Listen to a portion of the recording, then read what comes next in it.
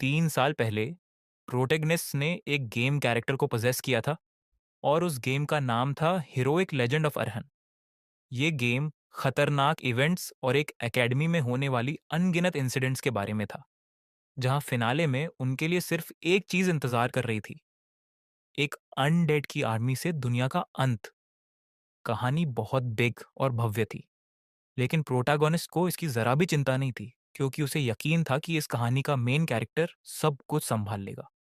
उसके लिए वो तो बस एक एक्स्ट्रा था, और उसका नाम था कॉरिन लॉक।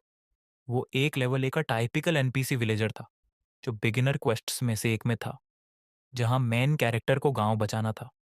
वो मेडिवल टाउन में बिना किसी टेंशन के घूम रहा था, ये सोचते हुए कि सब कुछ ठीक हो जाएगा, जैसा गेम की स्टोरी में होता है। तो उसने फैसला किया कि वो मेन कैरेक्टर पार्क सी हू को देखने जाएगा, जो जल्द ही इस दुनिया में फेमस और रिच होने वाला था। लेकिन तभी उसने एक और लड़के को वहां बैठे देखा, जो स्प्राइट के बारे में बात कर रहा था। ये सुनकर उसका ध्यान तुरंत उसकी ओर गया, क्योंकि उसे पता था कि इस गेम में स्प्राइट जैसी कोई चीज नहीं थी। अचानक वो लड़का चिल्लाने लगा कि वो सिर्फ अपने लिए जीना चाहता है और एफिशिएंसी के साथ। ये सुनकर कोरिनलोक ने उसका हाथ पकड़ा और एक्साइटेड होकर कहा कि वो भी उसके जैसा ही है। पता चला कि वो लड़का कोई और नहीं, बल्कि पार्क सीओ था, काकिक, इस गेम का मेन कैरेक्टर, जो भी एक आम इंसान था जिसने एक गेम कैरेक्टर को पजेस किया था। लेकिन जैसे ही पार्क सू ने मॉन्स्टर्स को आसानी से मारना शुरू किया, उन दोनों के बीच का डिफरेंस साफ दिखने लगा। वो डिफरेंस था, उसे प्लेयर कैरेक्टर्स का प्रिविलेज मिला था, एक स्टैट विंडो। लेकिन प्रॉब्लम ये थी कि सू ने ये गेम कभी खेला नहीं था, तो उसे नहीं पता था कि स्टैट विंडो का क्या करना है। यहीं पर कोरिनलॉक आया और उसने सलाह दी कि चूंकि वो एक मेज बनना चाहता है, तो उसे पहले इंटेलिजेंस चैट्स पर ध्यान देना चाहिए। उसने ये भी बताया कि अगली स्टोरी में एक स्किल बुक मिलेगी, जो बहुत इंपॉर्टेंट है। उसे ये सब इसलिए पता था क्योंकि उसने इस गेम की सारी स्टोरीज और पॉसिबल राउट्स खेल रखे थे। तो बेसिकली वो हीरोइक लेजेंड ऑफ अरहन का प्रो था, और सू के लिए वो एक अमेजिंग एडवांटेज था। बातचीत के बीच में एक मॉन्स्टर ने कोरिनलोक पर पीछे से अटैक करने की कोशिश की, लेकिन सू ने ढाल बनकर उसे बचाया और मॉन्स्टर को मैजिक से मार गिराया। दोनों ने मिलकर टीम वर्क शुरू की और मॉन्स्टर्स को आसानी से हरा दिया। कोरिनलॉक के पास इस दुनिया की सारी इंफॉर्मेशन थी, जबकि सू के पास स्टैट विंडो और प्लेयर सिस्टम था। दोनों एक शानदार ड्यूओ बन गए। मेन कैरेक्टर के साथ होने की वजह से कोरिनलॉक को यकीन होने लगा कि वो बहुत सारे लोगों को बचा सकते हैं और दुनिया को खत्म होने से रोक सकते हैं, ताकि अंत में वो अर्थ पर वापस जा सके। मॉन्स्टर्स को हराने के बाद सू ने उसे एक लो क्लास एलिक्सर दी, ताकि वो अपनी ताकत वापस पा सके। उसे क्यूरियोसिटी हुई कि ये कहाँ से आई, लेकिन वो थैंकफुल था। पर जैसे ही वो इसे पी रहा था, उसे एक बात से बहुत डिसअपॉइंटमेंट हुई। उसकी पार्टी में सारे मर्द ही थे। ओरिजिनली इस गेम का चार्म ये था कि इसमें फैंटेसी एक्शन के साथ साथ डाइवर्स हीरोइंस और डेटिंग सिमुलेटर फीचर्स भी थे। लेकिन सू किसी हीरोइन के साथ इन्वॉल्व नहीं होना चाहता था, और सिर्फ जरूरत पड़ने पर ही उन्हें पार्टी में लेता था। तो आखिर में उनकी पार्टी में सिर्फ मर्द ही रह गए, और कोरिनलॉक इससे खुश नहीं था। लेकिन बात यहीं खत्म नहीं हुई। बाद में अचानक सोर्ड एम्परर की ग्रैंडडॉटर एंट्रेंस सेरेमनी के रास्ते में मर गई, और पहली स्टेज की फाइनल बॉस मरियट गायब हो गई। गेम की ओरिजिनल स्टोरी लाइन से प्लॉट भटकने लगा था। और सबसे बड़ी बात, पार्क सी हु की असली पर्सनालिटी की वजह से कुछ ठीक नहीं लग रहा था, जिसे कोरेन लॉक उस वक्त समझ नहीं पाया। पहली स्टेज की फाइनल बॉस मैरियट डोनालेफ इस गेम की हीरोइंस में से एक थी। हालांकि न तो सू और न ही वो मरियटी से मिल पाए, क्योंकि वो गायब हो गई थी। लेकिन कुछ समय बाद कोरिन लॉक को उसका स्टाफ सुएको के सीक्रेट बंकर में मिला। वो सू का पीछा कर रहा था, क्योंकि वो कई दिनों से रात को चुपके से बाहर जा रहा था। उसे कभी नहीं लगा था कि सू के पास इतना बड़ा अंडरग्राउंड जगह छिपा होगा। वो उसका पर्सनल इन्वेंट्री जैसा था, जहां उसने ढेर सारे इंपॉर्टेंट आर्टिफैक्ट्स रखे थे। उनमें से एक था ओडाची, एक सोर्ड जो तब गायब हुई थी जब दूसरी हीरोइन अलीसिया भी लापता हो गई थी। उस कमरे में मौजूद हर आइटम किसी ना किसी मिसिंग कैरेक्टर का था, जैसे जैसे वो गेम में आगे बढ़ रहे थे। लेकिन बात यहीं खत्म नहीं हुई। कोरिन लॉक तब और शॉक्ड हुआ जब उसने देखा कि मरियट डून लेफ को वहां प्रिजनर बनाकर चेन्स में जकड़ा हुआ रखा गया था। इससे पहले कि वो कुछ समझ पाता, सू उसके पीछे आ गया और पूछा कि वो वहाँ क्यों है। कोरेनलोक ने एक्सप्लेनेशन मांगा। उसे याद आया कि सू ने कहा था कि वो मरियट को ढूंढने गया था, लेकिन उसे खो दिया। लेकिन सू ने जवाब दिया कि वो बस एक डीमन थी और वो एक एल्डर क्लास वैम्पायर का ब्लड वेस्ट नहीं करना चाहता था।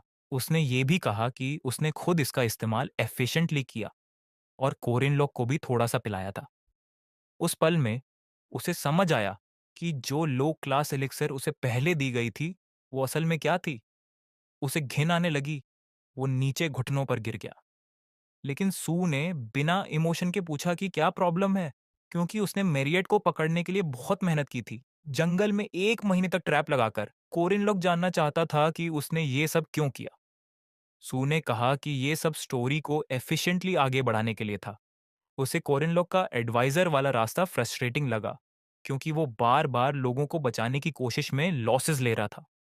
वो जैगर और लार्क जैसे इरिटेटिंग बीइंग्स को नहीं मार रहा था और उन लोगों को प्रोटेक्ट करने की कोशिश कर रहा था जिन्हें मैनिपुलेट करना मुश्किल था बिना फ्रेंडशिप लेवल बढ़ाए। तो उसने कंक्लूजन निकाला कि उन्हें इस तरह यूज करना सबसे एफिशिएंट तरीका है। उसने दावा किया कि वो कोरिनलॉक से भी इस गेम में बेहतर है। अब कोरिनलॉक को समझ आया कि ये आदमी शुरू से उससे झूठ बोल रहा था और वो न्यूबी नहीं था। कुछ कहने को शब्द नहीं बचे, तो उसने पूछा कि उसने अब तक कितने लोगों को मारा। सू ने बिना हिचकिचाहट जवाब दिया कि अगर वो 3 और किल्स कर लेता तो ये संख्या 1 लाख हो जाती। ये सुनकर कोरिनलॉक को लगा कि ये इंसान नहीं, एक मॉन्स्टर है। गुस्से में उसने उसका कॉलर पकड़ा, लेकिन सू ने पलक भी नहीं झपकाई और कहा कि वो सब तो बस एनपीसी हैं और कोरिनलॉक ने भी ढेर सारे मारे हैं। कोरिनलॉक चिल्लाया कि उसने जिन्हें मारा वो ईविल मॉन्स्टर्स थे, जो दुनिया खत्म करने वाले थे। उन्हें बचाने का कोई हक नहीं था। एफिशिएंसी शब्द से तंग आकर उसने पूछा कि अगर वो शुरू से इतना ऑब्सेस्ड था, तो ओदाची क्यों ली, जो एक मेज के लिए बेकार थी। उसने ये भी कहा कि रेगुलर एलिक्सियर आसानी से स्टैट स्क्रीन से बनाई जा सकती थी। उसने ये सारा इनएफिशिएंट काम सिर्फ अपनी सोशियोपैथिक टेंडेंसीज के लिए किया था। ये सुनकर सू गुस्से में आ गया और उस पर अटैक कर दिया। कोरिनलॉक बेहोश होने की कगार पर था। तभी सू उसके पास आया और मेनेसिंगली बोला कि उसे ऐसा नहीं बोलना चाहिए था, क्योंकि उसने उसके लिए बहुत कुछ किया था। कहा कि वो चाहता है कि कोरिनलॉक उसे अपनी दुनिया, अपना सब कुछ माने, क्योंकि वो अपनी जगह नहीं समझता। वो या तो सबके मैटर्स में तक कोरिनलॉक को डर लग रहा था, उसे समझ नहीं आ रहा था कि सू क्या कहना चाहता है। वो नर्वस होकर पीछे हटा और चिल्लाया कि वो ऐसा कैरेक्टर नहीं होना चाहिए था। उसने पूछा कि वो अचानक इस गेम का जॉनर क्यों बदल रहा है, जब वो दोनों 199 दिनों से साथ थे।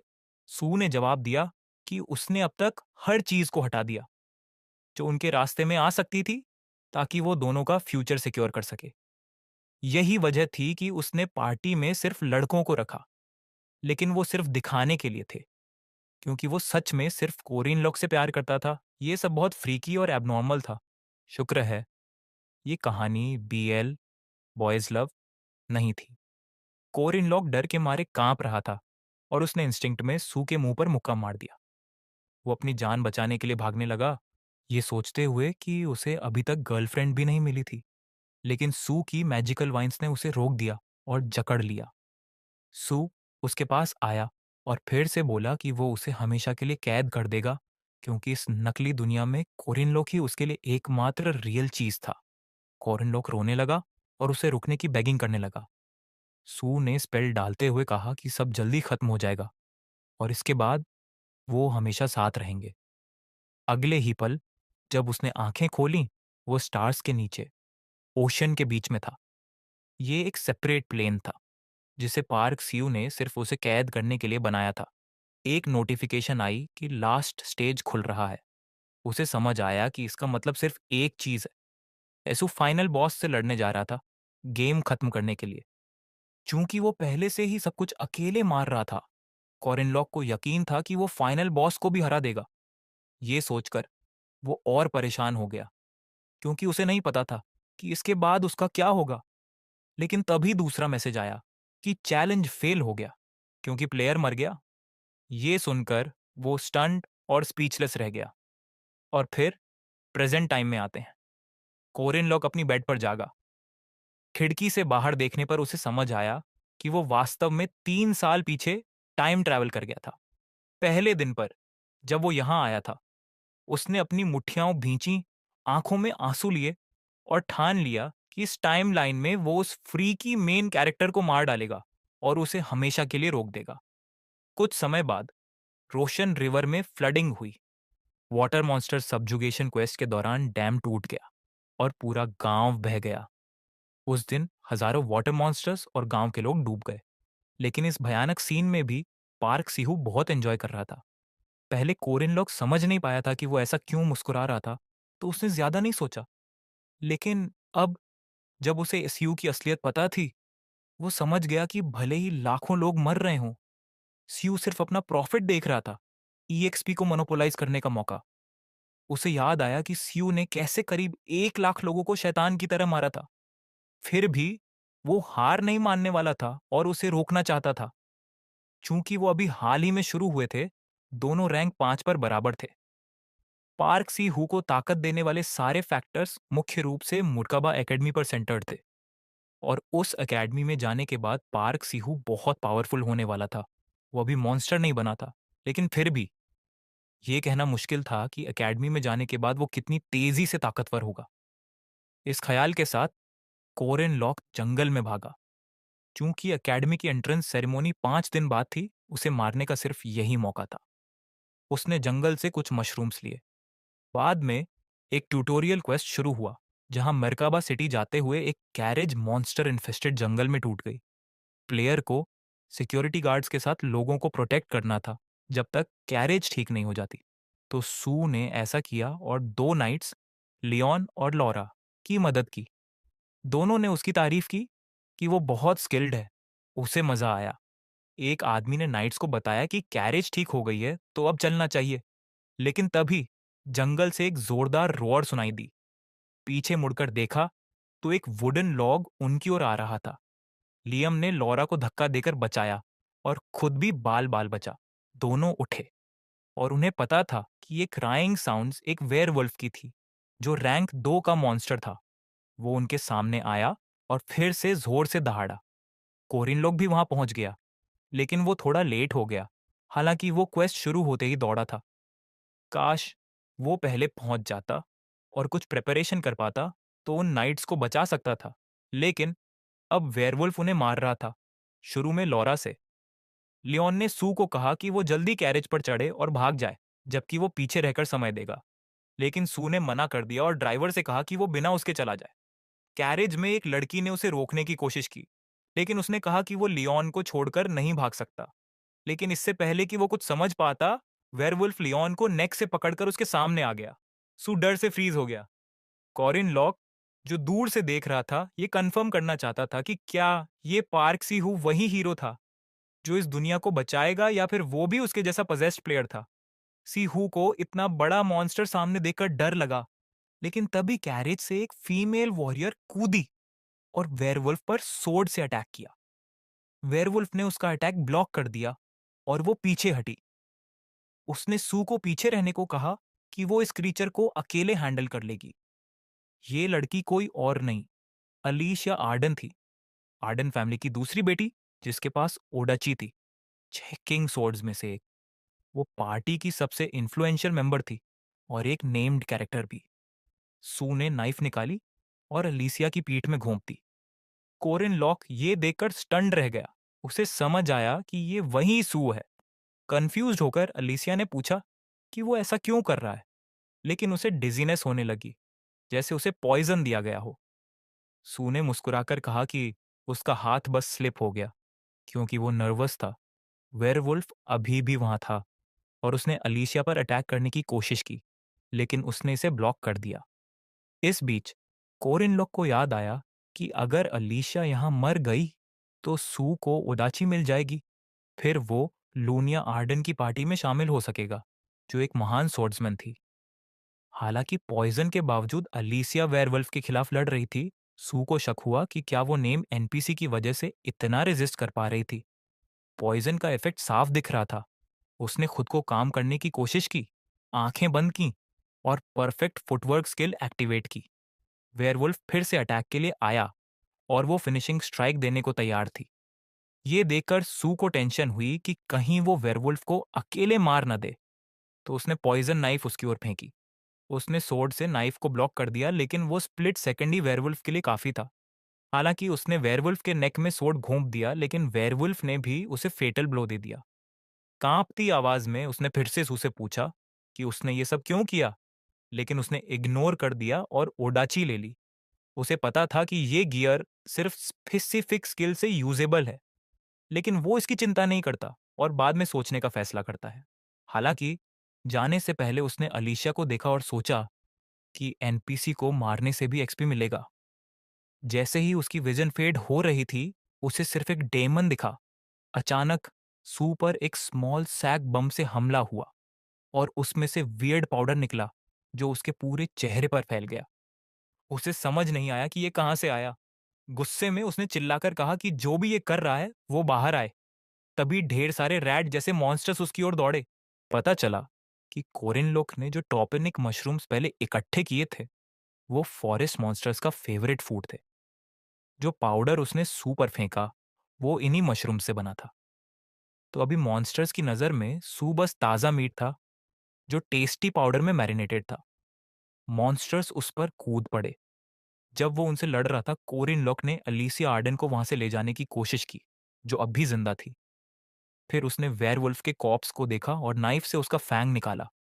अचानक सू उसके पीछे खड़ा हो गया। उसने सोर्ड उसकी ओर तानी और पूछा कि वो कौन है। ये देखकर कि सू ने 1 मिनट में 3 हॉर्न रैट्स को मार दिया, कोरिनलोक ने कहा कि ओडाची के साथ मजा आ रहा होगा। सौक उसकी आवाज़ से उसे पहचान गया और शॉक्ड होकर पूछा कि वो यहाँ कैसे आया। कोरिनलोक ने स्मर्क करते हुए कहा कि अगर वो सोर्ड ऐसे ही पकड़े रहा तो उसका हाथ काट देगा। सू कंफ्यूज्ड हो गया और सोर्ड को देखने लगा। यही कोरिनलोक चाहता था। जब वो डिस्ट्रैक्टेड था, उसने सैंड उसकी आंखों में फेंक दी। सू ठीक से देख नहीं पा रहा था और ब्लाइंडली सोर्ड घुमाने लगा। हालांकि वो क्लमजी था, लेकिन फास्ट था। कोरिनलोक को पता था कि सू उससे फिजिकली बेहतर है, तो उसके पास पुश करने के सिवा कोई ऑप्शन नहीं था। वेयरवुल्फ का फैंग वेपन की तरह इस्तेमाल करते हुए उसने अटैक किया, लेकिन सू ने आखिरी सेकंड में डॉज कर लिया। फैंग के नेक में घुसने और मरने का ख्याल उसे डराने लगा, जो उसके चेहरे पर साफ दिख रहा था। वो सारा ध्यान फैंग पर लगा रहा और डिफेंस खेलने लगा, ताकि वो उसे ना लगे। उसे सिर्फ फैंग दिख रहा था और यही कोरिनलोक चाहता था। उसने पॉकेट में छुपाई नाइफ निकाली और सू के शोल्डर में घोंप दी। सऊ दर्द से चिल्लाया, लेकिन कोरिनलोक रुकने वाला नहीं था। उसने फैंग से उसे फिनिश करने की कोशिश की। सू ने इसे इंचेस दूर रोक दिया, अपनी हैंड सैक्रिफाइस करके, लेकिन वो काफी नहीं था। ज्यादा देर रोक न पाने की वजह से फैंग उसके थ्रोट में घुस गया। कोरिनलॉक ने पिछले लाइफ के लिए उसे थैंक्स कहा और कांपते हाथों से बताया कि वो उसके कारण स्ट्रांग बना। फिर भी उसे इस पल का कोई रिग्रेट नहीं था, क्योंकि उसे पता था कि उसने एक मॉन्स्टर का सीड खत्म कर दिया। अचानक गेम सिस्टम में एरर आया, क्योंकि मेन कैरेक्टर पार्क से हु मर गया था। सिस्टम ने पास के कैरेक्टर्स को एग्जामिन करके उसे रिप्लेस करने की कैलकुलेशन शुरू की। कोरिनलॉक के पोटेंशियल, आइडियोलॉजी, कॉम्पैटिबिलिटी और प्लेयर लॉग को चेक करने के बाद सिस्टम ने उसे नया मेन कैरेक्टर घोषित किया। पिछले प्लेयर की ईएक्सपी उसे पास की गई और नया सब प्लेयर सक्सेशन शुरू हुआ। उसका नया टाइटल था triple eight last knight, martial master's successor, सब प्लेयर। मैसेज देखकर उसे लगा कि क्या अब उसे स्टार्ट विंडो मिलेगा, लेकिन उसका ध्यान अलीशिया आर्डन पर गया, जो अभी भी जमीन पर थी, भारी सांसें ले रही थी।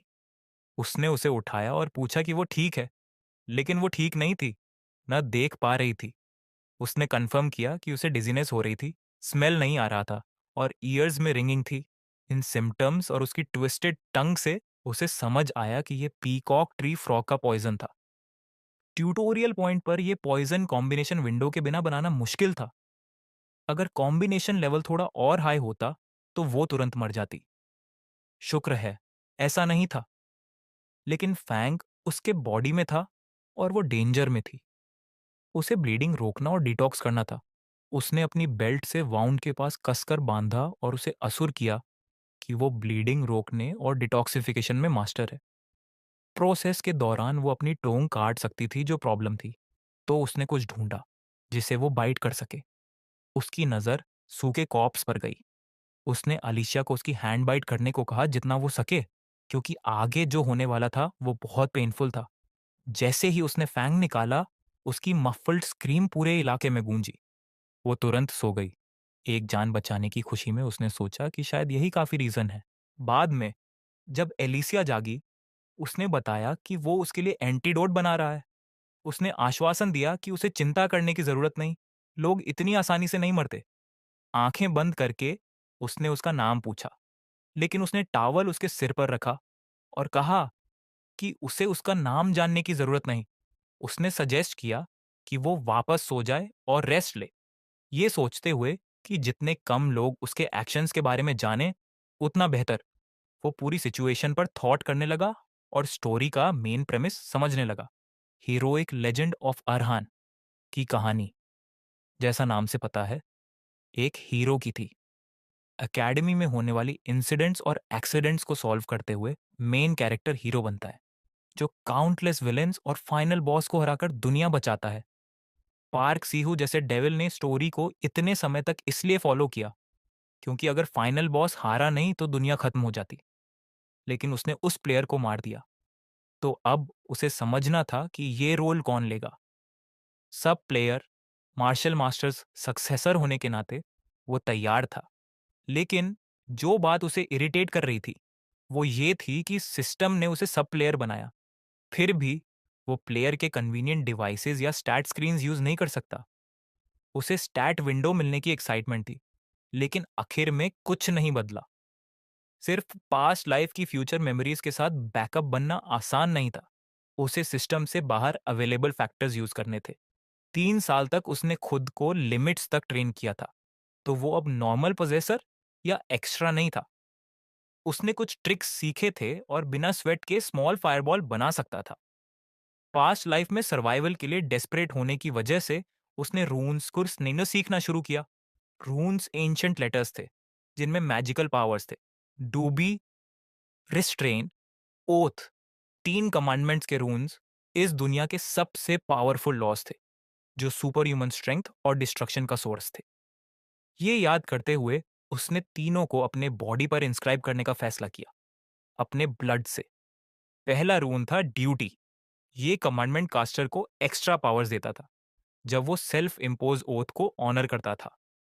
स्टेबल और सिंपल ड्यूटीज जैसे चिकन नक खाना आसान थे, लेकिन स्टैट्स बहुत कम मिलते थे। हाई रिस्क, हाई रिवॉर्ड था, तो डिमांडिंग होने के बावजूद उसने बड़े प्रोमिसेस लिए जो उसे आखिर तक फॉलो करने थे। उसने वाव लिया कि वो अच्छे लोगों के मिसफॉर्चन्स को इग्नोर नहीं करेगा। रून उसके आर्म पर इग्नाइट हुआ, ड्यूटी सील हो गई और अब हर क्वेस्ट क्लियर करने पर उसका स्टेटस बढ़ेगा। फेल होने पर 10 का पेनल्टी था, दूसरा था रिस्ट्रेंट। उसने खुद पर यह लगाया कि वो स्पिरिट्स को परसीव नहीं करेगा। इस दुनिया में हर चीज में स्पिरिचुअल फीलिंग थी। एस्ट्रल बीइंग्स जैसे गोस्ट्स और स्पिरिट्स जो मटेरियल बॉडीज के बिना थे, म्यूचुअल रिकॉग्निशन पर ही इंटरफियर कर सकते थे। इस रिस्ट्रेंट से एस्ट्रल बीइंग्स का हिट रेशियो 0% हो गया और फिजिकल बीइंग्स का 50%। बाइंड तोड़ने पर सारे ओपोनेंट्स से 600% नुकसान मिलेगा। एस्ट्रल बीइंग से प्रोटेक्शन का ये पेनल्टी उसके लिए शील्ड बन गया, जो उसे इस दुनिया के सारे एस्ट्रल बीइंग से बचाएगा, अच्छे हों या बुरे। फिर आखिरी रून था ओथ। ओथ के वेट के साथ ये कमांडमेंट बड़ा रिस्क था, इसीलिए न तो उसने और न ही पार्क सू ने पिछले लाइफ में इसे यूज किया था। लेकिन पार्क सू सिस्टम की हर चीज यूज करने के बाद भी फेल हुआ, तो उसे लगा कि एंड क्लियर करने के लिए ये जरूरी है। उसने सबसे वेटी ओथ लिया, वो इस दुनिया को बचाएगा। सबसे बड़ी एम्बिशन वाला ओथ लेने के बाद कमांडमेंट्स कंप्लीट हो गए। उसका हार्ट अब इससे बंद गया। ये सिग्नल था कि वो अब अप्लाई हो गए थे। अगर वो इसे अपहोल्ड नहीं कर पाया तो उसकी मौत निश्चित थी, क्योंकि वो अब इससे बाउंड था। बाद में अलीशा एक बेड पर जागी और जल्दी उठने की कोशिश की, लेकिन नर्स अंदर आई और पूछा कि वो अब ठीक है। उसे नहीं पता था कि वो कहाँ है। नर्स ने बताया कि वो मरकाबा सिटी के इमरजेंसी हॉस्पिटल में है। उसने पूछा कि जिसने उसे यहाँ लाया वो कहाँ है। नर्स ने कहा कि वो चला गया। चूंकि वो अभी मूव नहीं कर सकती थी, उसने अपने स्टफ को ढूंढना शुरू किया। बेड के पास एक बैग थी जिसमें कोरिन की बेल्ट थी, जो उसने उसके वूंड पर बांधी थी। उसे याद आया कि ये उसी की थी। बेल्ट उठाते हुए उसने देखा कि उस पर अभी भी ब्लड था। डिटर्मिन्ड नजरों से उसने नर्स को बुलाया। नर्स थोड़ा नर्वस हुई, लेकिन एलिशा ने पूछा कि क्या यहाँ हनी बॉम्ब कैंडी बिकती है। नर्स कंफ्यूज्ड खड़ी रही और कहा कि अभी वो सिर्फ स्ट्यू ले सकती है। इस बीच ट्यूटोरियल क्वेस्ट के 3 दिन बाद मरकाबा एकेडमी की एंट्रेंस सेरेमनी का दिन आ गया। कोरिन लॉक ने अपना वॉलेट चेक किया स्टूडेंट आईडी ढूंढने के लिए, जो एंट्री के लिए जरूरी थी। लेकिन उसे एक लेटर मिला जो उसने रखा नहीं था। उसने खोला तो पता चला कि ये इस दुनिया में उसके फैमिली का था। उसमें लिखा था कि उन्हें उस पर बहुत प्राउड है। वो चाहते थे कि वो एक वंडरफुल इंसान बने जो इनोसेंट लोगों की प्रोटेक्शन करे, जैसे उसके साथी प्रोटेक्टर्स इस दुनिया में अपनी लाइफ के बारे में सोचते हुए। वो एक नॉर्मल इनकॉम्पिटेंट बच्चा था, फिर भी उसका एक फैमिली था। जब उसने पहली बार इस बॉडी को पोजेस किया, वो उनके साथ ऑकवर्डली और अनफेमिलियर था, लेकिन उन्होंने उसे फैमिली की तरह ट्रीट किया, बिना कोई चेंज। धीरे धीरे उसने अपने फैमिली और इस दुनिया से प्यार करना शुरू किया। ये कोरिन लोक और पार्क सीहू के बीच एक मेजर डिफरेंस था, और उसे लकी लगा कि उसके पास वो थे। बाद में मरकाबा एकेडमी के अंदर सब कंफ्यूज थे और सोच रहे थे कि वहाँ इतने ट्रेन्स क्यों हैं। लेकिन एक लड़की ने सभी नए स्टूडेंट्स को वेलकम किया और उन्हें अपने पास इकट्ठा होने को कहा। कोरिन लॉक ने अपना इंट्रोडक्शन दिया। वो उसकी हाइट से इम्प्रेस्ड हुई। ब्राइट स्माइल के साथ उसने उसे अचानक एक पोटैटो ऑफर किया, जिससे वो कंफ्यूज्ड हो गया। सब ट्रेन में सेटल होने के बाद उसने एकेडमी का टूर शुरू किया, क्रिएशन बिल्डिंग से, जहां मैजिक स्टूडेंट्स इकट्ठा होते थे और रिसर्च करते थे। पता चला कि वो लड़की कोई और नहीं, मैरियट डोनालिथ थी। वो फर्स्ट क्लास सेकेंड ईयर मरकाबा एकेडमी की मेज थी, जिसे सबका ब्लेसिंग्स मिला था और जो ब्रॉड और लेवल रास्ते पर चलती थी। जैसे जैसे लाइफ चलती, इस दुनिया के लोग अनप्रिडिक्टेबल मिसफॉर्च्यून्स और ट्रेजेडीज झेलने वाले थे। मैरियट दुनेलेफ के साथ डेप्थ्स ऑफ डिस्पेयर होने वाला था। होने वाला सैडली, ये मैरियट दुनेलेफ के साथ होना जरूरी था, क्योंकि वो फर्स्ट एक्ट की फाइनल बॉस थी। टूर खत्म करने के बाद उसने सबको एक पोटैटो और एक स्वीट पोटैटो लेने को कहा। उन्हें ड्रॉप करने के बाद उसने विदा ली और सबको बेस्ट ऑफ लक विश किया। जैसे ही सब मरकाबा एकेडमी के हॉल में घुसे, कोरिन लॉक ने नोटिस किया कि स्पेस एक्सपेंशन मैजिक शुरू हो रहा था। उसके आसपास के लोग समझ नहीं पा रहे थे कि क्या हो रहा है और पैनिक करने लगे। अचानक किसी ने चिल्लाकर कहा कि इस एकेडमी के नए कैडेट्स को ऐसी चीज से डरना नहीं चाहिए। सब डर रहे थे, लेकिन कोरिन लॉक ने पलक भी नहीं झपकाई। उसे पता था कि ये ओल्ड मैन हैमंड की आवाज थी, क्योंकि उसका पैटर्न हमेशा सेम था। वो बेसिकली एक बूट कैंप चला रहा था। इस दुनिया में पॉपुलेशन का ईविल ट्राइब के खिलाफ बैटल का हिस्ट्री था। ईविल ट्राइब के खिलाफ सबसे इफेक्टिव वेपन सुपर ह्यूमंस थे, जो ऑरा और माना यूज कर सकते थे। मरकाबा गार्डियन एकेडमी वो जगह थी जो सुपर ह्यूमंस डेवलप करती थी। यहाँ हम थे। जब फेरमक डेमन, नाइट फैकल्टी प्रोफेसर, ने सबके सामने अपना इंट्रोडक्शन दिया। वो इस साल नए स्टूडेंट्स की वेलकम सेरेमनी का इंचार्ज था। कोरिन लोग शो एंजॉय कर रहा था, क्योंकि उसे फेरमैक को देखे हुए थोड़ा टाइम हो गया था। प्रोफेसर ने स्पीच दी कि वो सब यहाँ नाइट या मेज बनने आए हैं। उसे अनोइंग लगा कि वो सबको इतना बढ़ा दिखा रहे थे, जबकि रियलिटी में वो शायद एवरेज बच्चे थे। तो पहले वो उनकी एबिलिटीज देखना चाहता था। एक स्क्रीन उनके सामने खुली, जिसमें उनके ओवरऑल स्टैट्स दिखे। कोरिन लॉक अपने स्टैट्स देखकर खुश नहीं था, लेकिन फिजिकल स्टैट्स उसे अपीलिंग लगे। प्रोफेसर ने इंस्ट्रक्ट किया कि वो अपने ओवरऑल रैंक नंबर के हिसाब से लाइन में खड़े हों। चूंकि कोरिन लॉक का ओवरऑल रैंक 6 था, वो उसी रो में खड़ा हुआ। 400 लोगों की कैप थी, तो उसे समझ आया कि वो बॉटम 1% में है। ये सब होने के बाद प्रोफेसर ने स्मर्क की और उनके बैटल्स के लिए बेस्ट ऑफ लक विश किया। एकेडमी के हायर अप स्टूडेंट्स को एनालाइज करने लगे। और कमेंट किया कि इस साल के स्टूडेंट्स में कई डायमंड्स इन द रफ हैं। लेकिन एक लेडी ने कहा कि वो अभी सिर्फ रैंक्स के बेस पे स्टूडेंट्स को मेजर नहीं करना चाहती, वो बाकी स्टूडेंट्स की असेसमेंट का वेट करना चाहती थी। ओवरऑल रैंक 2 पर अलीसिया आर्डन, सोर्ड जीनियस की ग्रैंडडॉटर, एवलॉन की druid Yuval, mercenary of the sword control ड्रॉन्ड वॉर्स्की और गोलेम सॉर्सरर क्रानिल लूदिन थे। ओवरऑल रैंक 1 पर सिर्फ हेवनली याक्षा होरान थी। ऐसी बच्ची के एनरोल होने से लेडी स्ट्रेस्ड हो गई और सोचने लगी कि डायरेक्टर क्या सोच रहा था। एक आदमी ने कहा कि छठे रैंक्स को टेस्ट करने का कोई पॉइंट नहीं, क्योंकि पांचवे रैंक्स भी खास नहीं लग रहे थे। उसने सजेस्ट किया कि छठे रैंकर्स को बाहर निकाल देना चाहिए, लेकिन लेडी ऑफेंड हो गई और याद दिलाया कि डायरेक्टर चाहता था कि सारे स्टूडेंट्स लर्निंग का रास्ता अपनाएं। डर के मारे वो आर्ग्यू नहीं करता और अगला एक्सरसाइज शुरू करने लगा। एक वेपन केस कोरिनलॉक के सामने गिरा। स्टूडेंट्स को बताया गया कि 30 सेकंड में मॉन्स्टर्स उस जगह पर स्वॉर्म करेंगे और उन्हें जितना हो सके हैंडल करना है। बेसिकली ये टेस्ट उन्हें मॉन्स्टर्स से भरी जगह पर डालता था और उनके लेवल के हिसाब से फाइट करवाता था। काउंटडाउन शुरू हुआ। कोरिनलॉक ने वेपन केस खोला और वेपन पिक किया। उसे एक्सपीरियंस से पता था कि ज्यादातर पांचवे और छठे रैंक के स्टूडेंट्स इस मोमेंट में क्लियरली सोच भी नहीं पाएंगे। वो जो भी मिले ले लेंगे, मोस्टली सोर्ड, क्योंकि पिछले लाइफ में उसने भी ऐसा ही किया था। मॉन्स्टर्स अरीना में आए, पांचवे रैंक के शॉर्ट हाउंड्स। कोरिनलॉक ने वेपन चुनते हुए एक सेइंग याद की। कहते हैं कि स्पीयर इस्तेमाल करने में 100 दिन, ब्लेड में 1000 दिन और सोर्ड में 10,000 दिन लगते हैं। ये सोचकर उसने स्पीयर उठाई और मॉन्स्टर्स पर फेंकी। एक को तुरंत मार गिराया। बाकी 2 हाउंड्स उसकी ओर दौड़े, लेकिन वो भी स्पीयर से ब्लिंक में खत्म हो गए। ये साफ था कि कोरिनलॉक को हाउंड्स मारने का बहुत अनुभव था। उसने पहली वेव को 12 सेकंड में क्लियर कर दिया।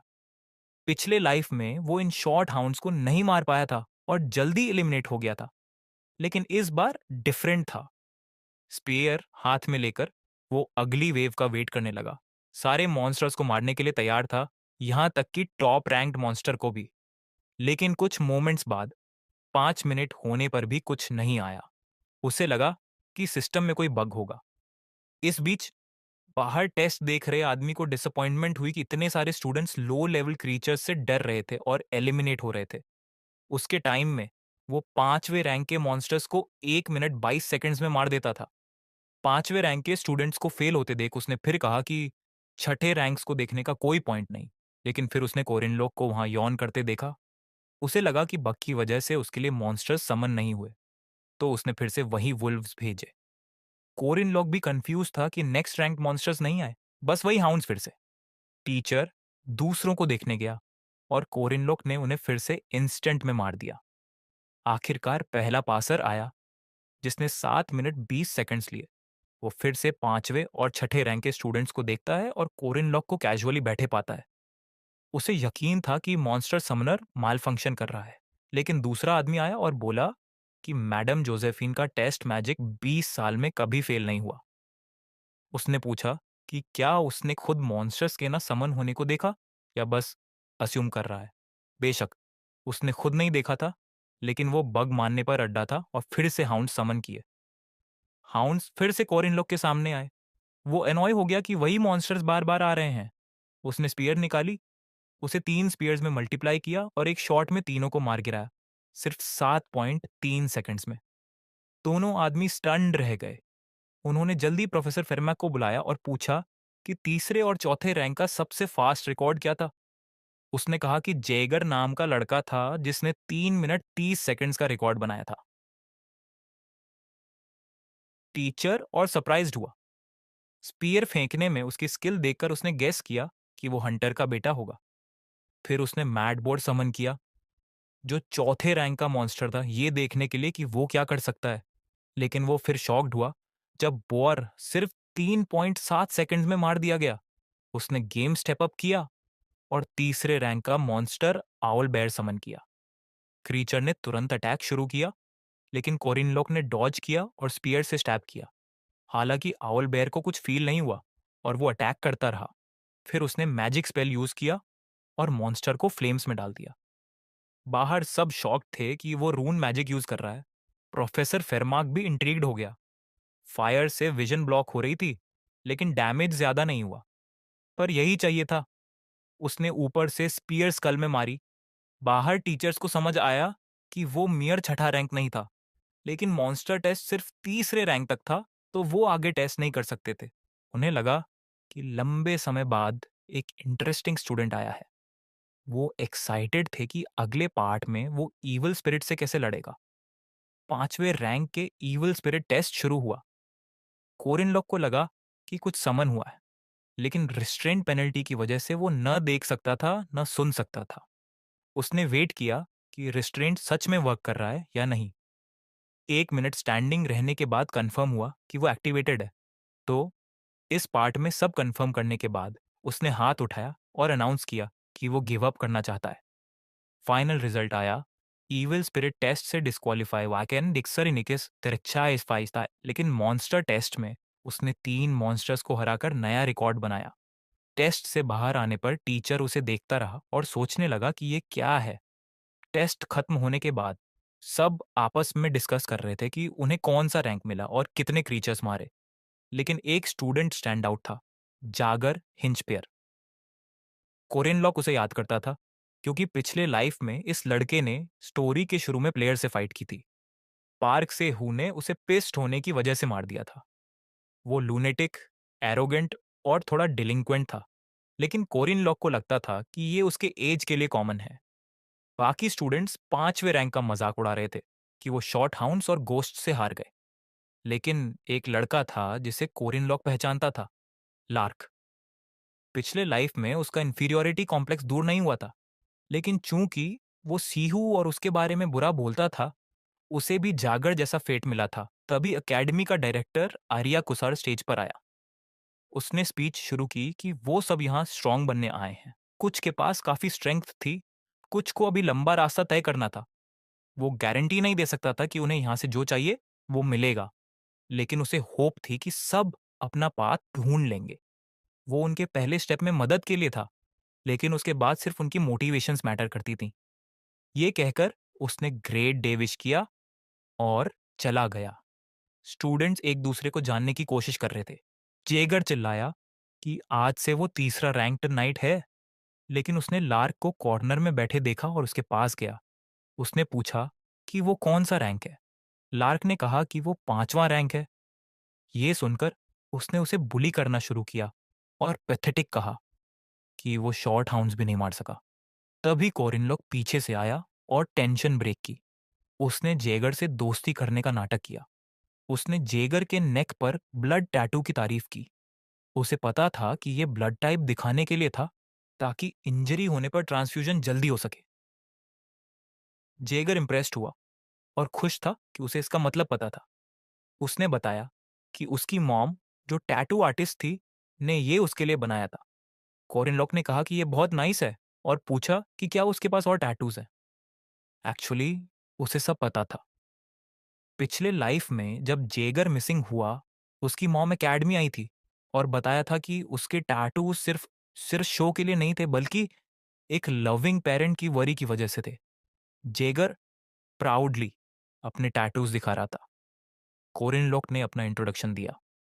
जैसे ही वो फ्रेंड्स बनते दिखे, उसने लार्क को भी इन्वॉल्व किया। सब हंसने लगे और अपना स्मॉल ग्रुप बना लिया। इस बीच अलीशिया दूर से उसे देख रही थी।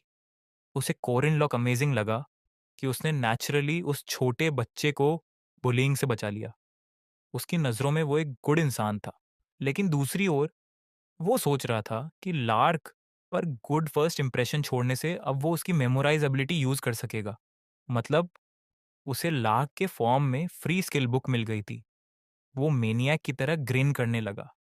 मरकाबा एकेडमी में ज्यादातर फैसिलिटीज स्टूडेंट्स को फ्री में दी जाती थी। स्टूडेंट कैफेटेरियाज बाहर से सस्ती थी और डॉर्म्स भी फ्री थे। सबसे रेकमेंडेड फैसिलिटी थी ट्रेनिंग रूम्स। रीजन सिंपल था, वहां इम्पॉसिबल ट्रेनिंग भी पॉसिबल हो सकती थी। कोरिन लोक ने इसे यूज करना शुरू कर दिया था, इनविजिबल स्पिरिट बॉडीज से लड़ने की प्रेपरेशन के लिए। ट्रेनिंग करते हुए कुछ सीनियर्स उसे ऑब्जर्व कर रहे थे। वो बात कर रहे थे कि यूजुअली स्टूडेंट्स दूसरी सेमेस्टर में स्पिरिट बॉडीज से प्रैक्टिस करते हैं और तब भी विंड टाइप स्पिरिट बॉडीज को कैच नहीं कर पाते। मैरियट डोनालिथ भी वहां थी और चुपचाप उसे देख रही थी। जैसे ही उसे हैंग मिलने लगा, स्पिरिट बॉडी ने उसे हिट किया। उसे लगा कि शायद ये अभी भी उसके लिए टू मच है। तभी पहले वाला इंस्ट्रक्टर उसके पास आया और पूछा कि वो स्पिरिट बॉडी से क्यों प्रैक्टिस कर रहा है। उसने कहा कि वो अपनी स्पीयर स्किल्स ट्रेन करना चाहता है। इंस्ट्रक्टर ने पूछा कि क्या उसे कॉन्फिडेंस है कि वो कर लेगा। बिना हिचकिचाहट उसने कहा कि हाँ। साथ ही उसे समझ नहीं आया कि इंस्ट्रक्टर अचानक उसके पास क्यों आया। क्या एंट्रेंस एग्जाम में कुछ गलत हुआ था? लेकिन सरप्राइजिंगली इंस्ट्रक्टर ने ब्राइटली स्माइल की। उसे उसका बात करने का तरीका पसंद आया। उसने उसे 10 मील टिकट्स गिफ्ट किए। जाने से पहले उसने कहा कि जब वो सक्सीड कर ले तो उसे ढूंढे, ताकि वो उसकी ओर तारीफ कर सके। कोरिन लॉक को इतना बड़ा गिफ्ट मिलने से ओवरजॉयड फील हुआ। उसे लगा कि वो बेकार में नर्वस हो रहा था। उसे यकीन था कि जो शख्स फूड से अफेक्शन दिखाता है वो गुड साइन है। ये सब छोड़कर वो ट्रेनिंग पर वापस लगा। जैसे ही उसे अपर हैंड मिलता दिखा, वो फिर हिट हुआ और गिर गया। ब्रेथ लेते हुए मैरियट उसके पास आई और टॉवल दिया। उसने पूछा कि क्या वो एग्जॉस्टेड है। उसने मैजिक से ग्लास में वाटर डाला और कहा कि वो अब रेस्ट कर सकता है क्योंकि उसने बहुत मेहनत की थी। उसके मुताबिक उसे बस हैंग मिलना था और वो अगली बार फिर ट्राई कर सकता था। लेकिन ग्लास लेते हुए उसे पता था कि उसके पास नेक्स्ट टाइम नहीं है। हालांकि हाल ही में उसे 3 साल पीछे आने से एक चांस मिला था। पिछले लाइफ में पार्क सीओ उसके साथ था, जो हमेशा मदद करता था। उनके पास स्टैट विंडो, पोशंस और कॉम्बिनेशन विंडो से स्किल बुक्स थीं। लेकिन अब सू नहीं था, क्योंकि उसने उसे खुद मारा था। अब उसे सब कुछ अकेले करना था। उसने मरिएट को थैंक्स कहा, ग्लास और टॉवल लौटाया। उसने कहा कि वो बाद में गिव अप कर सकता है, लेकिन अभी वो स्ट्रॉन्गेस्ट बनना चाहता था। इसके लिए उसे पहले अपनी लिमिट्स पता करनी थी। भले ही ये थोड़ा एक्सेसिव हो, उसे अपने पास्ट लाइफ की एबिलिटीज को टेस्ट करना था। उसने सारी skills back to back use की। उसे समझ आया कि न तो उसका बॉडी स्ट्रांग था, न मैजिक पावर वास्ट थी, न ऑरा। पार्क सीहू और फ्यूचर की इंफॉर्मेशन भी मॉन्स्टर्स और जीनियसेस के सामने यूजलेस लग रही थी। लेकिन उसे पता था कि इन सिचुएशन से निकलने के लिए उसे सबसे ज्यादा मेहनत करनी होगी, अगर वो स्ट्रॉन्गेस्ट बनना चाहता था। उसे कॉन्फिडेंस था कि पिछले 3 साल उसका साथ नहीं छोड़ेंगे। स्पीयर फिर से उठाकर उसने एक मूव यूज की, जहां उसने स्पीयर हवा में फेंकी। चूंकि उसने बिना एम के फेंका, मैरियट को लगा कि वो गिव अप कर रहा है। लेकिन अचानक जब उसने मिड एयर में उसे कैच किया, उसे समझ आया कि उसने उसे शॉट किया था ताकि फिर से पकड़ सके। वो स्पिरिट बॉडी के पीछे पहुंच गया और स्पीयर से उसे इम्पेल कर दिया, पूरी तरह डिस्ट्रॉय करते हुए। मैरियट ये अमेजिंग साइट देखकर स्टन्ड रह गई। उसे लगा कि स्ट्रॉन्ग या आउटस्टैंडिंग जैसे क्लीशे वर्ड्स उसके लिए सूट नहीं करते। हवा में उसे स्पीयर पकड़े देखकर उसके मन में सिर्फ ऑनेस्ट अप्रिशिएशन आई। वो उसे सिंपली ऑसम लगा। लेकिन फिर ग्रेविटी ने अपना काम किया और वो जोर से फ्लोर पर गिरा। उसकी स्पीयर आधी टूट गई और पूरा बॉडी कांप रहा था। उस मोमेंट में उसे समझ आया कि वो सच में अपने बॉडी के साथ एक्सेसिव हो रहा था। अगले दिन एकेडमी में मैरियट स्टूडेंट्स को एकेडमी की फैसिलिटीज के बारे में बता रही थी। इस बीच कोरिन लॉक सोच रहा था कि अगर वो प्रॉपरली लड़ना चाहता है तो अपने बॉडी पर काम करना सबसे अर्जेंट है। पार्क सू की एलिक्सर्स के बिना फिजिकल कैपेबिलिटीज बढ़ाने का सिर्फ एक तरीका था, कमांडमेंट्स यूज करना। लार्क को देखते हुए उसे याद आया कि उसने एक कमांडमेंट लिया था, वो लोगों के मिसफॉर्चुन्स को इग्नोर नहीं करेगा। तो वो जल्दी उसके पास गया और फ्रेंडली तरीके से पूछा कि क्या वो उसके साथ कुछ खाना चाहता है। फिर विस्पर में कहा कि वो ग्रिमवार्ड्स के बारे में भी बात कर सकते हैं। लार्क नर्वस हो गया। ग्रिमवार बेसिकली एक स्किल बुक थी, एक पावरफुल आर्टिफैक्ट जो सिर्फ पढ़ने से मैजिक या ट्रेड्स देती थी। एकेडमी की लाइब्रेरी उतनी ही बड़ी थी जितना एकेडमी। वो ह्यूमैनिटी की नॉलेज को फ्यूचर जनरेशंस तक पहुंचाती थी। लेकिन कोरिन लॉक को पता था कि ये सब फसाड था। एक्चुअली ये जगह ग्रिमवार्स छुपाने के लिए थी। दोनों लाइब्रेरी में सर्च कर रहे थे। लार्क ने रिमाइंड किया कि उसकी मदद के बदले उसे प्रॉमिस रखना होगा। कोरिन लॉक ने अग्री किया कि अगर वो अपना रोल पूरा करेगा तो उसे ट्रेड्स वाला ग्रिमवार जरूर मिलेगा। लार्क हार्ड वर्कर और इंटेलिजेंस स्टूडेंट था। उसने ढेर सारी मैजिक मेमोराइज की थी और अपने स्पेल बुक में स्टोर की थी। लेकिन स्पेल्स कितने भी हों, उन्हें यूज करना मुश्किल था। मैजिशियन का लेवल और माना लेवल लो होने पर थ्योरी अच्छी होने के बावजूद रिजल्ट्स अच्छे नहीं मिलते। लेकिन ग्रिमवार से बात अलग थी। कोरिन लॉक हर बुक को फ्लोर पर फेंक रहा था, जिससे लाक अनॉय हो गया और उसे रोकने को कहा। लेकिन अचानक एक बुक से हिडन डोर खुल गया। ऑब्वियसली कोरिन लॉक जानता था कि वो क्या कर रहा है। दोनों अंदर गए और चलने लगे। फिर उसने पीछे मुड़कर लार्क को रिमाइंड किया कि अगर वो साथ में ये करेंगे तो उसे प्रॉमिस रखना होगा। डिटर्मिन्ड होकर लार्क ने उसका हाथ थामा। उसे समझ आया कि कोरिन लॉक उसकी मदद से इविल स्पिरिट्स को रिपेल करना चाहता है। लेकिन अचानक कोरिन लॉक ने उसके फेस पर पंच मारा और उसे फ्लोर पर नॉकआउट कर दिया, ताकि वो अपना प्लान शुरू कर सके। भले ही उसने उसे नॉकआउट किया, लेकिन यहां आने की पहली वजह लार्क की मदद करना था। दूसरी वजह एक स्पेशल क्वेस्ट पूरा करना था। अगर वो यहाँ का ईविल स्पिरिट कैप्चर कर लेता तो उसे हिडन आर्टिफैक्ट मिलता। लेकिन उसे पता था कि ये क्वेस्ट इम्पॉसिबल था। उसे स्पेशल ईविल स्पिरिट सबांशा ड्यूक का प्रेजेंस फील हुआ, जो उसके पीछे खड़ा था। ड्यूक ने तुरंत अटैक शुरू किया। कहा जाता है कि इस जनरल ड्यूक का अटैक, जो 800 साल पहले साउथ कमांड करता था, इतना खतरनाक था कि ज्यादातर प्लेयर्स एक हिट में मर जाते थे। लेकिन कोरिन लॉक के लिए ये मैटर नहीं करता था, क्योंकि रिस्ट्रेंट की वजह से स्पिरिट्स उसे हिट नहीं कर सकते थे। वो कैजुअली खड़ा रहा क्योंकि वो कुछ देख नहीं सकता था। ड्यूक बार बार अटैक कर रहा था, लेकिन सब उसके बॉडी से पास कर रहा था। उसे कुछ हो रहा है ये फील हुआ। तो उसने ड्यूक से कहा कि चूंकि वो उसे देख नहीं सकता, क्या वो लाक के बॉडी में एंटर कर सकता है ताकि वो सच में फाइट कर सके। इस दुनिया में फैक्टर्स नाम की चीज थी। ये एलिमेंट नॉर्मल ह्यूमंस को डेमी ह्यूमंस जैसे वैम्पायर्स या वेयरवुल्व्स में बदलता था। एक दिन सबांशा ड्यूक वैम्पायर के रूप में जागा और अपने सर्वेंट को मार डाला। वैम्पायर स्किल्स रिस्ट्रेन करने की कोशिश में वो फेल हुआ। अपनी वाइफ और डॉटर को मारने के डर से उसने अपने फैमिली और क्लोज वंस को कास्टल से इवैक्यूएट किया, कार्नेज रोकने के लिए। उसने मैजिक से खुद को एक बुक में सील कर दिया और वो ग्रिमवार इस लाइब्रेरी में छुपा था। ड्यूक ने लार्क को पोजेस किया और तुरंत कोरिनलॉक पर अटैक के लिए दौड़ा।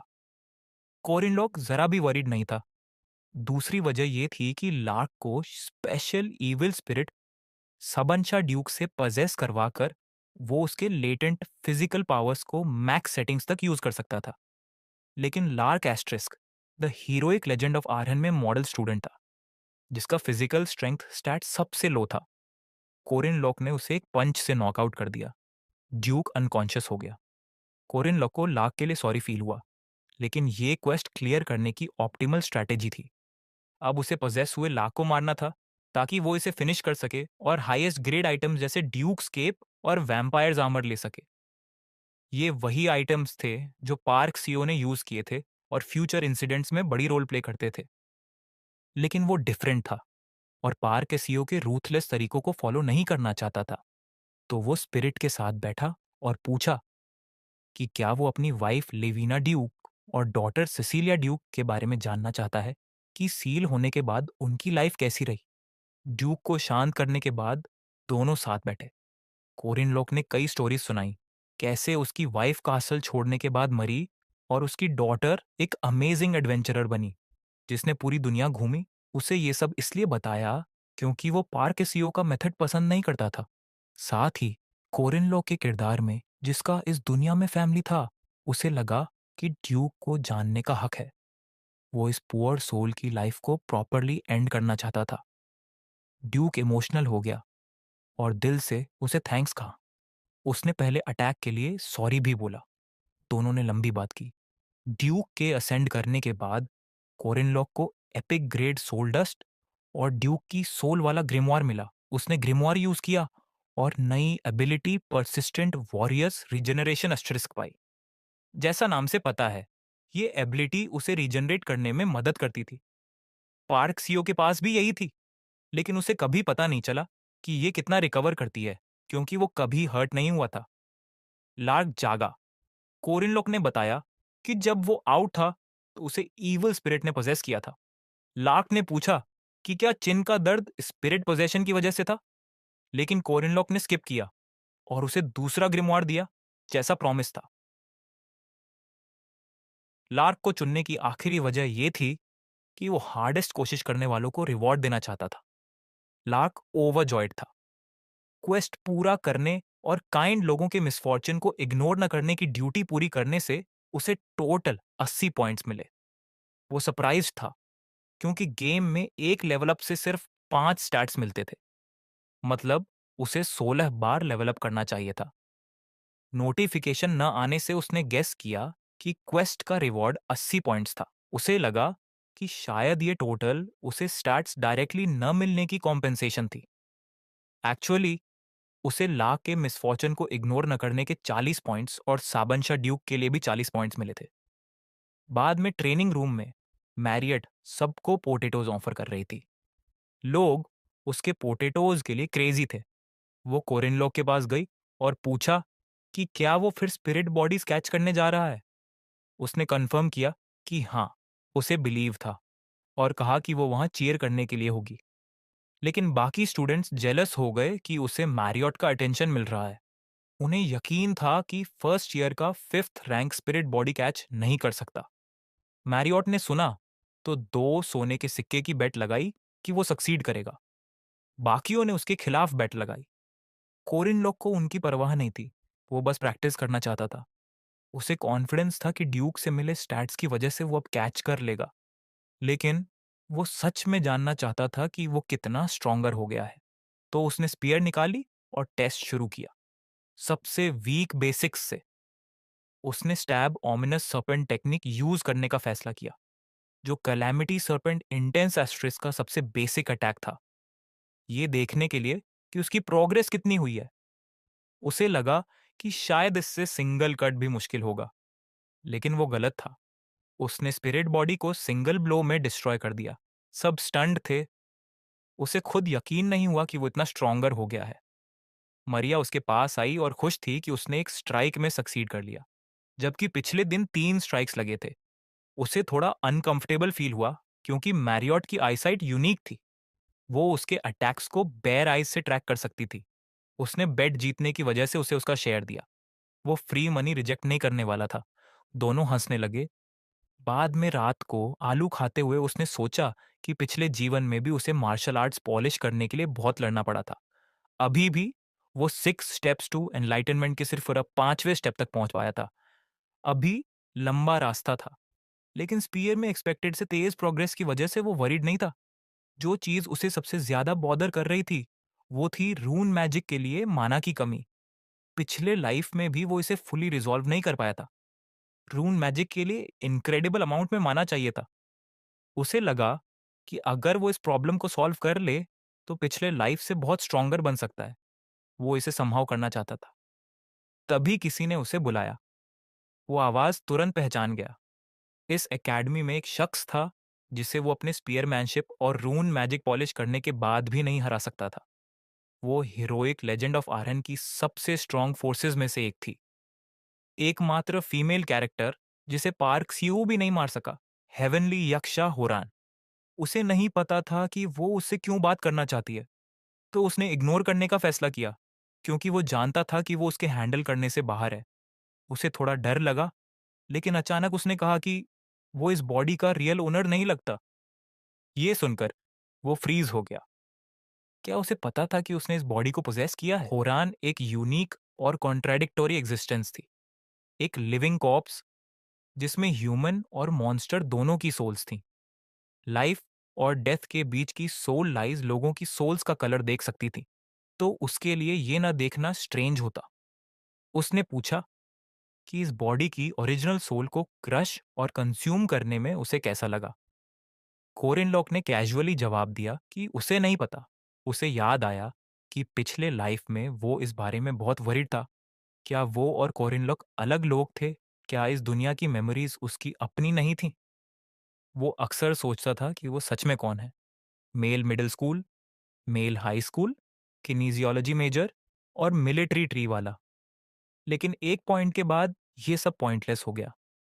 उसे लगा कि होरैन के लिए ये डिफरेंट होगा, क्योंकि ओरिजिनल उसके साथ उस बॉडी में थी। उसने आगे कहा कि चूंकि वो इस बॉडी का रियल ओनर नहीं है, वो एक थीफ और रॉबर है जिसका इस बॉडी पर कोई राइट नहीं। वो चुप रहा, लेकिन फिर बोला कि उसके होम टाउन के पास एक नेबरहुड में ब्रूस नाम का शख्स था जो गुस्से में ग्रीन जायंट बन जाता था। उसने पूछा कि क्या उसे ब्रूस के बारे में पता है।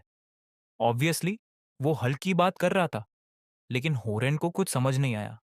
उसने कंटिन्यू किया कि ब्रूस की फनी बात ये थी कि उसकी दो अपोजिंग पर्सनालिटीज एक दूसरे से हेट करती थीं और दोनों की स्किल्स भी बहुत डिफरेंट थीं। पॉइंट पर आते हुए उसने कहा कि ओरिजिनल हो या नई सोल, दोनों के कैरेक्टरिस्टिक्स अलग थे और इसीलिए वो कोएग्जिस्ट कर सके और जी सके। उसका बिलीव था कि चाहे वो इसे चाहें या ना चाहें, वो एक बॉडी में पैदा हुए थे और पैदा होने में कोई सिन नहीं है। लेकिन होरन को उसकी बात पसंद नहीं आई। अचानक उसने चिल्लाकर कहा कि इस दुनिया में कुछ लोग ऐसे हैं जिनका पैदा होना ही सिन है। कोरिन लोग वहां खड़ा रहा। उसे इस 3 साल की बच्ची का दर्द समझ आया। अभी वो कुछ नहीं कर सकता था तो चुपचाप चला गया। वो ट्री के नीचे बैठी रही। अगली सुबह वो जल्दी जागा और एकेडमी के साउथ पार्ट की ओर गया। रीजन ये था कि वीकेंड शुरू हो रहा था। वो बर्ड्स की आवाजें सुनने से पहले डॉर्म से निकलना चाहता था और मिशन बोर्ड चेक करना चाहता था। बोर्ड पर स्मॉल और बिग कमीशंस डिस्प्ले होती थीं, जो प्लेयर को नेक्स्ट मेन क्वेस्ट के लिए लेवल अप करने में मदद करती थीं। मतलब प्रोग्रेस के लिए ये जरूरी था, लेकिन उसका गोल एग्जैक्टली लेवल अप करना नहीं था। वो कुछ और टेस्ट करना चाहता था। उसके पास अलीसिया थी। वो बोर्ड को बहुत ध्यान से देख रही थी। उसे ज्यादा इन्फो नहीं थी, क्योंकि पिछले लाइफ में सू ने उसे गटेड कर दिया था। उसकी अपनी मेमोरीज गेम से थोड़ी डिफरेंट थीं। उसने उसे बुलाया। अलीसिया ने तुरंत बाव किया। उसने पूछा कि वो पहले वीकेंड से मिशंस क्यों ढूंढ रही है, जबकि वो सेकंड रैंक है और रिजल्ट्स के लिए डेस्परेट नहीं होगी। पता चला कि उसे मनी चाहिए था। उसने कहा कि सेकंड रैंक की एक्टिविटी सपोर्ट फंड काफी होगी, लेकिन अलीसिया ने बताया कि अकेडमी उसे नहीं देगा क्योंकि उसके फैमिली की इनकम टॉप 10% में है। बेसिकली वो सक्सेस से सफर कर रही थी। कोरिन लॉक को याद आया कि कोरिया की स्टेट स्कॉलरशिप में भी ऐसा था। वेल्थी फैमिलीज को एक्टिविटी सपोर्ट फंड नहीं मिलता। उसने आगे कहा कि उसके पेरेंट्स परमिसिविस्ट्स थे, तो उसे मिनिमम लिविंग एक्सपेंस खुद कमानी थी, चाहे वो उनसे कितना भी मांगे। उसकी कॉम्प्लिकेटेड सिचुएशन देखकर उसने सजेस्ट किया कि वो पेट्रोल मिशन ले सकती है जो कॉस्ट इफेक्टिव है। चूंकि वो 3 लोगों तक एक्सेप्ट कर रहे थे, उसने पूछा कि क्या वो उसके साथ करना चाहता है, लेकिन उसने स्ट्रेट मना कर दिया। कहा कि उसे कुछ और करना है। उसने एक सिंपल मिशन लिया, एक फैमिली का पेट बटरफ्लाई ढूंढना। वो इसे पूरा करने निकला। भले ही एक्सपी और पे कम थे, उसे मैटर नहीं करता था, क्योंकि उसका गोल कमांडमेंट था, बटरफ्लाई को वाटर मॉन्स्टर के हाथों से बचाने और लौटाने के बाद उसने ओनर को पेट खोने और डिप्रेशन में जाने की मिसफॉर्चून से ब्लॉक किया। लिटिल गर्ल रिलीव्ड थी, जबकि उसे ड्यूटी पूरी करने के लिए 5 पॉइंट्स मिले। कमांडमेंट एक्टिवेट होने से साफ था कि सबसे ट्रिवियल मिशंस भी इनक्रेडिबल पॉइंट्स देंगी। ये सोचकर वो मेनियक की तरह हंसने लगा, जिससे लिटिल गर्ल डर गई। इसी तरह उसने कई स्मॉल मिशंस लिए जहां वो इनोसेंट्स को प्रोटेक्ट कर सके और पॉइंट फार्मिंग शुरू कर दी। लेकिन अचानक उसे एक मिशन याद आया जो वो भूल गया था और पॉइंट से ज्यादा इंपॉर्टेंट था। इस बीच एक छोटे रेस्टोरेंट में ओनर क्रेजी हो रहा था। उसने लहसुन, गाजर और मिर्चें समेत 10 से ज्यादा सामग्री से सॉस बनाया था, लेकिन कोई सॉस उसकी इच्छा को संतुष्ट नहीं कर रहा था। ठंडा होने पर भी डिलीशियस चिकन बनाना। कोरिनलॉक अचानक उसके डोर स्टेप पर आया और सजेस्ट किया कि वो स्टार्च सिरप डाले, इससे प्रॉब्लम सॉल्व हो जाएगी। ये कहकर वो जल्दी चला गया। ओनर कंफ्यूज था कि क्या स्टार्च पॉट सिरप से मदद होगी। फिर भी उसने ट्राई किया। सॉस टेस्ट करने पर वो ब्लोन अवे हो गया। ये एग्जैक्टली वही था जो वो चाहता था। कोरिनलॉक ने ये मिशन इसलिए क्रैक किया क्योंकि उसे लगा कि इस दुनिया के कोरियंस के लिए यांग यम चिकन के बिना सरवाइव करना मुश्किल होगा। लेकिन अनएक्सपेक्टेड ये था कि ओनर की मदद से उसे भी 5 पॉइंट्स मिल गए। कमांडमेंट अप्लाई होने से भले ही उसने सेल्फिश इंटरेस्ट पूरा किया हो, वो स्ट्रीट के बीच में हिस्टेरिकली हंसने लगा। ये उसके लिए बेस्ट चीज थी। इस बीच होरन दूर से उसे देख रही थी। अचानक एक टीचर उसके पीछे आई। उसने रिमाइंड किया कि भले ही वो उसे सिटी छोड़ने की वजह से अलोन छोड़ देती है, लेकिन बाहर जाने के लिए परमिशन चाहिए। होरन ने नजरें फेर लीं। उसे कोरिनलोक की रात वाली बात याद आई। पैदा होने में कोई सिन नहीं है, लेकिन उसे वो भी याद आया जब किसी ने कहा था कि उसे पैदा नहीं होना चाहिए था। वो चुपचाप खड़ी रही। बाद में सब हंटिंग ग्राउंड पर इकट्ठा हुए। वही टीचर ने स्टूडेंट्स को बताया कि उनकी सर्वाइवल टैक्टिक्स इवैल्यूएट की जाएंगी। गोल था फॉरेस्ट के नॉर्दर्न पार्ट में कैबिन तक पहुंचना। ऐसा करने पर वो पास होंगे, लेकिन अभी के लिए सबको अपने रैंक आर्मबैंड पहनने थे और डेस्टिनेशन पर उसे रिटर्न करना था। जितने टाइम में वो दूसरों के आर्मबैंड्स के साथ कैबिन पहुंचते, उतने पॉइंट्स मिलते। वो पॉइंट्स से प्राइज एक्सचेंज कर सकते थे। कोरिन लोक लॉरेन को ढूंढ रहा था, लेकिन वो वहां नहीं थी। उसे सरप्राइज नहीं हुआ, क्योंकि वो कभी प्रैक्टिकल्स में पार्टिसिपेट नहीं करती थी। तभी अलीसिया उसे ग्रीट करने आई। उसने पूछा कि क्या उसने अपना मिशन पूरा किया। उसने कहा कि हाँ, और उसकी वजह से उसे लिविंग एक्सपेंसेस आसानी से मिल गए। फिर उसने पूछा कि क्या वो कैंडी लेना चाहती है जो उसने अपनी यंगर सिस्टर के लिए खरीदी थी, लेकिन वो उसके लिए बहुत स्वीट थी। अलीशिया की आंखें एक्साइटमेंट से चमक उठी, क्योंकि हनी बॉम्ब कैंडी उसकी फेवरेट थी। मैडम जोसेफिन ने सबको बताया कि टेस्ट शुरू होने वाला है। उसने बिग स्पेस मैजिक क्रिएट किया। कोरिनलॉक हमेशा उसे देखकर अमेज्ड होता था। ढेर सारे मेजेस देखने के बावजूद वो अकेली थी जो इतने लोगों के लिए स्पेस मैजिक बना सकती थी। इंस्टेंट में वो हंटिंग ग्राउंड के अंदर टेलीपोर्ट हो गया। उसे पहले से ही कुछ लोग फाइट करते सुनाई दिए, भले ही वो अभी गुस्से थे। हंटिंग ग्राउंड एक इंपॉर्टेंट इवेंट था, जहां प्रोफेशनल प्लेयर्स को भी काउंटलेस रिट्राइज करने पड़ते थे। ये बेसिकली बैटल रॉयल सिस्टम था, जहां वो रैंडम लोकेशन से शुरू करते थे।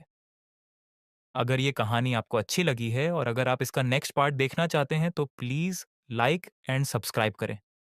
नेक्स्ट पार्ट के लिए मैं टारगेट रखता हूँ 200 लाइक और 50 सब्सक्राइब का। अगर ये पूरा हो जाता है और एटलीस्ट 50 कमेंट आते हैं, तो मैं इसका नेक्स्ट पार्ट जल्दी अपलोड करूँगा। Thank you for watching.